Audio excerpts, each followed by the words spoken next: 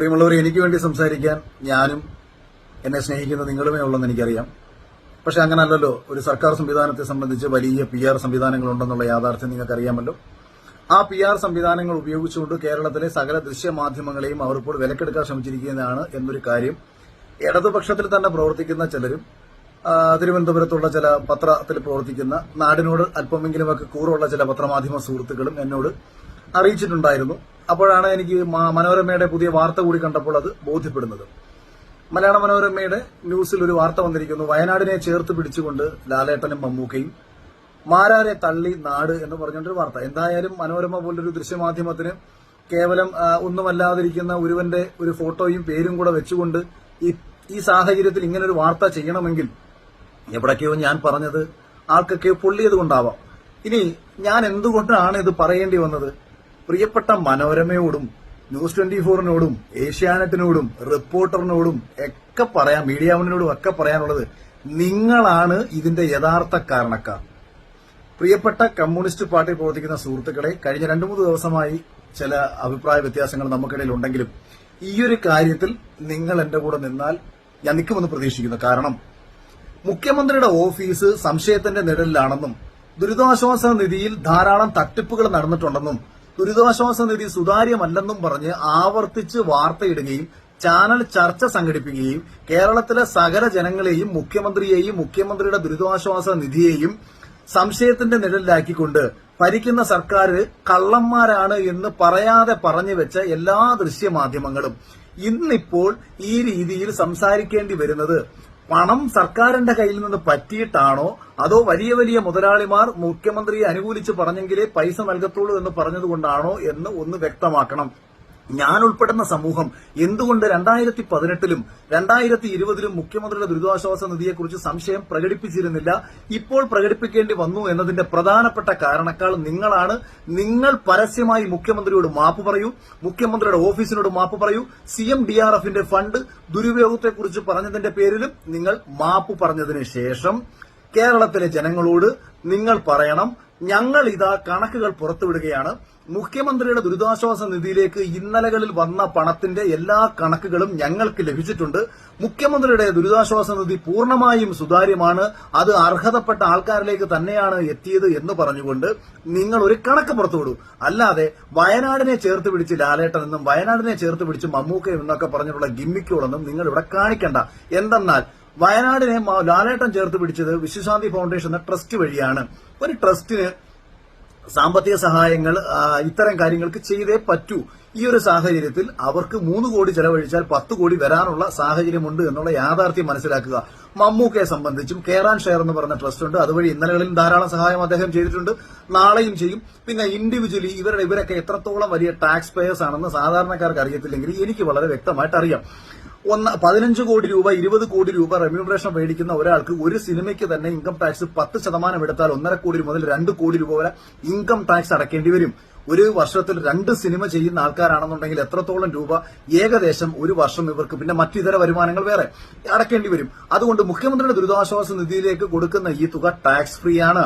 ഈ പൈസ അവർക്ക് ടാക്സ് ഇനത്തിൽ കുറച്ച് കിട്ടുന്ന ഒരു തുകയായതുകൊണ്ട് തന്നെ മറ്റേ ഒരു ചൊല്ലുണ്ടല്ലോ, ഉത്തരത്തിലിരിക്കുന്ന പഴഞ്ചൊല്ല്, ഞാൻ പെട്ടെന്ന് പറഞ്ഞു, പഴഞ്ചൊല്ലിലേക്കൊന്നും കടക്കുന്നില്ല. കാര്യം കുറച്ചുകൂടെ ഗൌരവകരമായിട്ടുള്ള കാര്യങ്ങൾ എനിക്ക് പറയണം. ഇപ്പോ മുഖ്യമന്ത്രിയുടെ ദുരിതാശ്വാസ നിധിയിലെ കണക്കുകൾ കാണിക്കുന്നില്ല എന്നുള്ള കാര്യം മാത്രമാണ് ഞാൻ പറഞ്ഞിട്ടുള്ളത്. അല്ലാതെ ഞാൻ ഒരാളോടും മുഖ്യമന്ത്രിയുടെ ദുരിതാശ്വാസ നിധിയിലേക്ക് പണം അടയ്ക്കണ്ട എന്ന് പറഞ്ഞിട്ടില്ല. എന്നാൽ കഴിയാവുന്ന സഹായം എന്റെ സാമ്പത്തിക ഭദ്രതയ്ക്ക് എത്രയോ മുകളിൽ നിന്ന് ചെയ്യാമെന്ന് പറഞ്ഞത് എന്തുകൊണ്ടാണെന്ന് പറഞ്ഞാൽ, പ്രിയപ്പെട്ടവരെ, നിങ്ങൾ മനസ്സിലാക്കണം, നമുക്ക് ചുറ്റിനും മറ്റുള്ളവർക്ക് സംഭവിക്കുന്ന പല വേദനകളും പല അപകടങ്ങളും ഒക്കെ തന്നെ നമ്മൾ കേവലം വാർത്തകളായി മാത്രമേ കാണാറുള്ളൂ. അത് മനുഷ്യന്റെ പൊതുരീതിയാണ്, പൊതുചിന്തയാണ്. ഒരു വാർത്തയ്ക്കപ്പുറത്തേക്ക് നമ്മുടെ ജീവിതത്തെ ഇതൊന്നും തന്നെ പലപ്പോഴും സ്വാധീനിക്കാറില്ല. പക്ഷേ ഈ അപകടം സംഭവിച്ചത് നമുക്ക് വേണ്ടപ്പെട്ടവരാണെന്നുള്ള ചിന്ത നമ്മളിലേക്ക് വന്നാൽ, അല്ലെങ്കിൽ നമുക്ക് വേണ്ടപ്പെട്ടവരാണെന്നുണ്ടെങ്കിൽ നമുക്കതൊരു തീരാ നഷ്ടമായി തന്നെ മാറും. ദുബായിലുള്ള സമയത്താണ് വയനാടിനുണ്ടായ ദുരന്തം ഞാൻ കാണുന്നത്. ഞാൻ ആ ഒരു നിമിഷം അവിടെ നിന്ന് ചിന്തിച്ചത്, ഈ സംഭവിച്ചത് കൊച്ചിയിലായിരുന്നെങ്കിൽ, ഉരുൾപൊട്ടലിന് പകരം ഒരു ഭൂകമ്പമായിരുന്നെങ്കിൽ മണ്ണിനടിയിൽ കിടക്കുന്നത് എന്റെ മക്കളും എന്റെ ഭാര്യയും എനിക്ക് വേണ്ടപ്പെട്ടവരുമാണെങ്കിൽ, എന്റെ സുഹൃത്തുക്കളും ഉണങ്ങുന്ന എനിക്ക് വേണ്ടപ്പെട്ടവരാണെന്നുണ്ടെങ്കിൽ ഈശ്വര ഞാൻ എന്തിന് സമ്പാദിക്കണം? എന്റെ ഈ സമ്പാദ്യങ്ങളൊക്കെ ഞാൻ എവിടെ കൊണ്ടുപോയി ആർക്കൊക്കെ കൊണ്ടു കൊടുത്താലും ഏറ്റവും പ്രിയപ്പെട്ടവരില്ലാത്തൊരു ഭൂമിയിൽ ഞാൻ എങ്ങനെ ജീവിച്ചിരിക്കും? ആ ചിന്തയിൽ നിന്നുകൊണ്ടാണ് എന്റെ സമ്പാദ്യത്തിന്റെ എത്രയോ മുകളിൽ ചെലവായാലും വേണ്ടിയില്ല, അത് ജനങ്ങൾക്ക് വേണ്ടി, ഇത് ജനങ്ങൾക്ക് വേണ്ടി കൊടുക്കണമെന്നുള്ള എന്റെ ചിന്ത വന്നത് ഇത് ഈ മണ്ണിനടിയിൽ കിടക്കുന്നതൊക്കെ തന്നെ എന്റെ മക്കളാകാം, അല്ലെന്നുണ്ടെങ്കിൽ എന്റെ കൂട്ടുകാരനാകാം, അതല്ലെങ്കിൽ എനിക്ക് ഏറ്റവും വേണ്ടപ്പെട്ടവരാകാമെന്ന ചിന്തയിൽ നിന്നുകൊണ്ടാണ് ഞാൻ ചിന്തിച്ചത് 1 ലക്ഷം രൂപ മുഖ്യമന്ത്രിയുടെ ദുരിതാശ്വാസത്തിലേക്ക് കൊടുത്താൽ എനിക്ക് ധാരാളം കൈയടി കിട്ടും. എനിക്ക് ഒരുപാട് സഖാക്കന്മാർ എനിക്ക് വേണ്ടി കൈയടിക്കും. എനിക്ക് വേണ്ടി സോഷ്യൽ മീഡിയയിലെ പലരും ആരും കുറ്റമൊന്നും പറയാൻ പോകുന്നില്ലല്ലോ. അപ്പൊ ആ ചിന്തയാണ് എന്നെ ഇവിടേക്ക് എത്തിച്ചത്. ഈ ശൂന്യമായ കരങ്ങളുമായിട്ടാണ് ജനിച്ചത്, ശൂന്യമായ കരങ്ങളുമായിട്ടാണ് മടങ്ങുന്നത്. ഇതിനിടയിൽ കുറച്ചൊരു നല്ല പേരെടുക്കാൻ കഴിഞ്ഞാൽ ജീവിതത്തിൽ അതിനേക്കാളും വലിയ സൗഭാഗ്യം മറ്റൊന്നുമില്ല എന്ന് പണ്ടേ ചിന്തിച്ചിട്ടുള്ള ഒരാളാണ് ഞാൻ. കഴിഞ്ഞ ഒരു വർഷത്തിനുള്ളിലാണ് എനിക്ക് സാമ്പത്തികമായി ഏതെങ്കിലും രീതിയിൽ ഭദ്രതയുണ്ടായത്. അതുപോലും ഞാൻ ചിന്തിച്ചിട്ടുള്ള ആളല്ല. പക്ഷെ സമൂഹമാണ് എന്നെ ഇങ്ങനെ ആക്കി മാറ്റിയത്. ഉള്ളതൊക്കെ തന്നെ മറ്റൊരാൾക്ക് കൊടുത്തുകൊണ്ട് ഒന്നുമില്ലാത്തവനെ പോലെ ജീവിക്കാൻ തന്നെയായിരുന്നു ആഗ്രഹം. പക്ഷെ നമ്മുടെ സമൂഹം ഒന്നുമില്ലാത്തവനും പണമില്ലാത്തവനും പട്ടിയുടെ വില തരാത്തത് കൊണ്ടാണ് ഈ രീതിയിലേക്കൊക്കെ കുറെയൊക്കെ സാമ്പത്തിക ഭദ്രത വേണം ഭാവിയിൽ എനിക്ക് വേണ്ടി നിൽക്കുന്ന. കാരണം ഇപ്പോഴും എത്രയോ ആൾക്കാർ സഹായം ചോദിച്ച് വിളിക്കുന്നു. അവരെ സഹായിക്കണമെങ്കിൽ എന്റെ കയ്യിൽ പണം വേണം. എന്റെ വീട്ടിൽ കഴിഞ്ഞ ദിവസവും ആൾക്കാർ വന്നിട്ടുണ്ടായിരുന്നു പലവിധ പ്രശ്നങ്ങളുമായി ബന്ധപ്പെട്ട്. CPM-ന്റെ തന്നെ ഒരു മെമ്പർ എന്നെ വിളിച്ചിട്ടുണ്ടായിരുന്നു. അദ്ദേഹത്തിന്റെ നമ്മുടെ നാട്ടിലുണ്ടായ ഒരു അപകടം. ഇത് സഹായിക്കണമെങ്കിൽ പണം വേണം. അപ്പോൾ ഉണ്ടാക്കുന്ന പണം ആൾക്കാരെ സഹായിക്കാനെങ്കിലും ഗുണകരമാകണം എന്ന ചിന്തയിൽ നിന്നുകൊണ്ട് തന്നെയാണ് ഈ അടുത്ത സമയത്തായിട്ട് ഞാൻ പലപ്പോഴും മുന്നോട്ട് പോയിട്ടുള്ളത്. പിന്നെ ഇതിനിടയിൽ ജീവിതമല്ലേ, കൊച്ചു കൊച്ചു ആഗ്രഹങ്ങൾ എല്ലാവർക്കും ഉണ്ടാവും. അതുപോലെ എനിക്കും ചില ആഗ്രഹങ്ങളുണ്ട്. അതിനപ്പുറത്തേക്കുള്ള അഹങ്കാരങ്ങളൊന്നും എനിക്കില്ല എന്ന് നിങ്ങൾ മനസ്സിലാക്കുക. ഇനി ആരോപണങ്ങൾ കാര്യങ്ങളിലേക്ക് കടന്നാൽ, ഇപ്പോൾ ലാപ്ടോപ്പ് KSFE-ക്ക് ലാപ്ടോപ്പ് വിതരണം ചെയ്തതുമായി ബന്ധപ്പെട്ട് ചില ഇടതുപക്ഷത്തിന്റെ സൈബർ ടീമുകൾ വീഡിയോ ഇടുന്നുണ്ട്. അത് പാവപ്പെട്ട കുട്ടികൾക്ക് കൊടുക്കാൻ വേണ്ടി, കൊറോണ സമയത്ത് പഠനാവശ്യമായി ബന്ധപ്പെട്ട് കൊടുക്കാൻ വേണ്ടിയിട്ടാണ് അത് ചെയ്തതെന്ന് പറയുന്നുണ്ട്. നിങ്ങൾ മനസ്സിലാക്കണം, അതെനിക്കറിയാവുന്ന കാര്യമാണ്.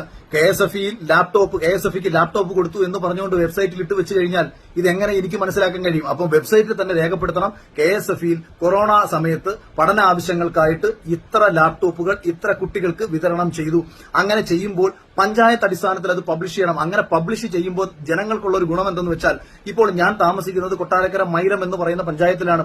എന്റെ മൈലം പഞ്ചായത്തിലെ ഒരു പർട്ടിക്കുലർ വാർഡിൽ ഇന്ന വീട്ടിൽ ഇന്നയിടത്ത് ഇന്ന കുട്ടിക്ക് ഈ ലാപ്ടോപ്പ് സർക്കാരിൽ നിന്ന് കിട്ടി എന്ന് ഒരു സംഭവം ഞാൻ വെബ്സൈറ്റിൽ കണ്ടു കഴിഞ്ഞാൽ എനിക്ക് വളരെ എളുപ്പമാണ് അന്വേഷിക്കാൻ. 15-ാം വാർഡിലെ ഇന്ന വീട്ടിലെ ഇന്ന കുട്ടിക്ക് കിട്ടിയിട്ടുണ്ടോ എന്ന് എനിക്ക് പോയി ചോദിക്കാം. അങ്ങനെ ചോദിക്കുമ്പോൾ അപ്പോഴാണ് ഞാൻ അറിയുന്നത്, അയ്യോ ഈ കുട്ടി നല്ല സാമ്പത്തികമായിട്ട് ഭദ്രതയുള്ള കുട്ടിയാണല്ലോ, അപ്പൊ ഈ കുട്ടിക്ക് അർഹതപ്പെട്ട കുട്ടി ആയിരുന്നില്ല. അപ്പൊ പറയുന്നു ആ കുട്ടിയുടെ ചേട്ടൻ DYFI-കാരനാണ്, അല്ലെങ്കിൽ ആരെങ്കിലും SFI-കാരാണ്, അല്ലെങ്കിൽ അച്ഛൻ പാർട്ടിക്കാരനാണ്, അതുകൊണ്ട് കിട്ടിയതാണ്. അപ്പൊ നമുക്ക് എന്ത് മനസ്സിലാക്കാം?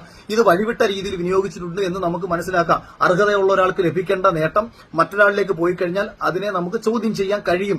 ഇത് ഇങ്ങനെ കണക്ക് ലഭിച്ചെങ്കിൽ മാത്രമേ കഴിയൂ. ഇത് കേവലം ഒരു ലാപ്ടോപ്പിന്റെ കാര്യത്തിൽ മാത്രമല്ല, ഇപ്പൊ വീട് വെച്ചു കൊടുക്കുന്ന കാര്യമായിക്കോട്ടെ, വ്യക്തിപരമായിട്ട് സാമ്പത്തിക സഹായം ചെയ്യുന്ന കാര്യങ്ങളായിക്കോട്ടെ, ഇങ്ങനെ ഓരോ കാര്യത്തിലും അർഹതപ്പെട്ടവർക്കാണോ അനർഹമായിട്ടാണോ കൊടുത്തിട്ടുള്ളത്, പാർട്ടിയെ വളർത്താനാണോ കൊടുത്തിട്ടുള്ളത് എന്നൊക്കെ കേരളത്തിലെ ജനങ്ങൾക്ക് മനസ്സിലാക്കണമെങ്കിൽ കൃത്യമായും വെബ്സൈറ്റിൽ ഈ തുക എന്തെല്ലാം കാര്യത്തിന് ചെലവഴിച്ചു എന്നുള്ളതിന്റെ കൃത്യമായ കണക്കുണ്ടാവണം.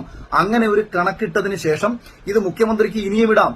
ഇപ്പോഴും മുഖ്യമന്ത്രിയുടെ ദുരിതാശ്വാസ നിധിയിലേക്ക് പണം കൊടുക്കാൻ ഞാനും തയ്യാറാണ്. 4 വീട് വെച്ച് കൊടുക്കാമെന്ന് പറഞ്ഞ തുക മുഖ്യമന്ത്രിയുടെ ദുരിതാശ്വാസ നിധിയിലേക്ക് കൊടുക്കാൻ ഞങ്ങൾ തയ്യാറാണ്. പക്ഷേ 6 മാസത്തിനുള്ളിലെങ്കിലും ഇതിന്റെ കണക്കുകൾ പബ്ലിഷ് ചെയ്യാമെന്ന് അദ്ദേഹം ഞങ്ങൾക്കൊരു ഉറപ്പ് നൽകണം.